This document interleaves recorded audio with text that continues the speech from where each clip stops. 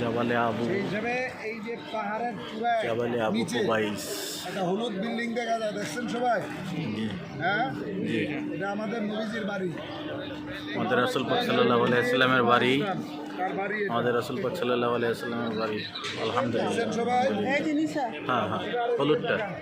আলহামদুলিল্লাহ, রাসূল পাক সাল্লাল্লাহু আলাইহি ওয়াসাল্লামের বাড়ি। হলো আবু জাহেলের বাড়ি।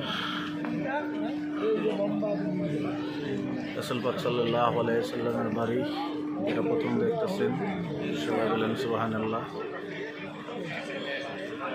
জাবালে আবু কুবাইস, এই পাহাড়ে দাঁড়ায় রাসূল পাক সাল্লাল্লাহু আলাইহি ওয়াসাল্লাম চাঁদকে দুই খণ্ডিত করেছিলেন।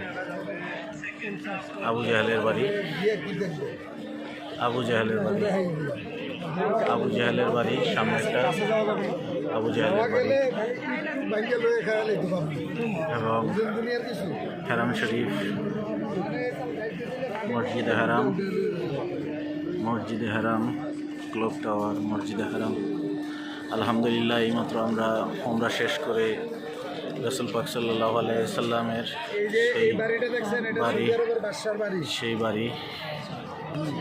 আলহামদুলিল্লাহ, এটা পিছনে এই যে লম্বা সৌদি টাওয়ার, আরব, সৌদি আরবের বাদশাহ, তার নিজের বাড়ি এটা।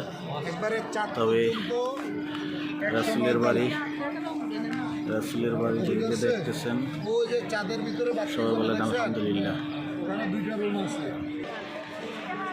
সবাই দেখে, সবাইকে দেখার সুযোগ করে দিবেন, শেয়ার করে দিবেন। আলহামদুলিল্লাহ।